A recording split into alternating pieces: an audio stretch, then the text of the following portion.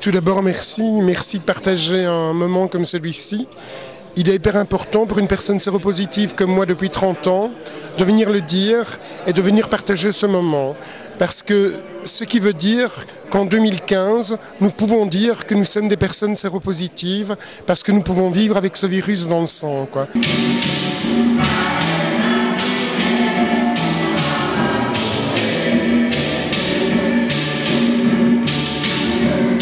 Nous pouvons vivre avec ce virus dans le sang parce qu'il y a des hôpitaux pour nous soigner et des médicaments pour nous soigner. Et nous pouvons vivre une vie tout à fait normale, quoi.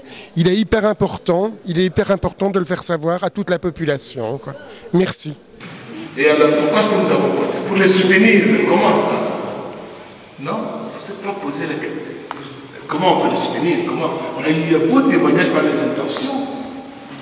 Ça ne vous a pas touché? Ce que je vois dans les gens qui viennent par exemple en fin de compte faire un dépistage du VIH, c'est que parfois ils ont mis très longtemps à y venir parce qu'ils avaient peur. On peut le comprendre. On peut le comprendre avec ce qui se passe dans certains pays, mais on ne peut plus le comprendre aujourd'hui en Belgique. Parce que nous avons des structures de soins, nous avons des traitements qui permettent de traiter convenablement cette infection de manière à avoir une vie le plus normale possible. Et 2 personnes dans un groupe. Je dis en vérité, je vous le dis, préserver sa santé,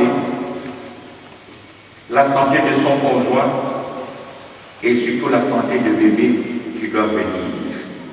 La deuxième chose, c'est quand je vois des personnes africaines que je connais, que j'ai connues comme médecins et qui n'osent pas dire à personne qu'ils sont infectés et surtout n'osent pas à la limite venir à la consultation de peur de rencontrer quelqu'un.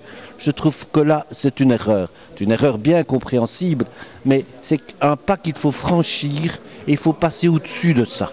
Et plus les gens infectés oseront dire qu'ils le sont, mieux ce sera pour l'ensemble de la communauté, mieux on pourra en parler, mieux on pourra se protéger et mieux on pourra se traiter si on est réellement infecté. Et si ce genre d'activité participe à ça, c'est une excellente chose.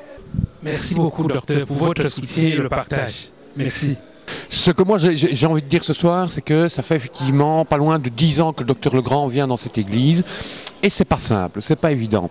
C'est pas évident de venir ici dans cette église pour parler du sida au milieu de l'Afrique. C'est pas évident de venir dans cette église pour parler de sexualité. Et c'est pas évident pour cette église de nous accueillir. Et donc ça c'est vraiment moi le message que j'ai envie de faire passer. Nous on avait peur de venir, vous aviez peut-être peur de nous recevoir. Et je pense qu'il faut arrêter les peurs. Il faut qu'on puisse se parler les uns aux autres. Et il faut qu'on puisse effectivement être dans des espaces de solidarité, d'accueil et d'amour tels qu'on peut l'être ici. Voilà, merci.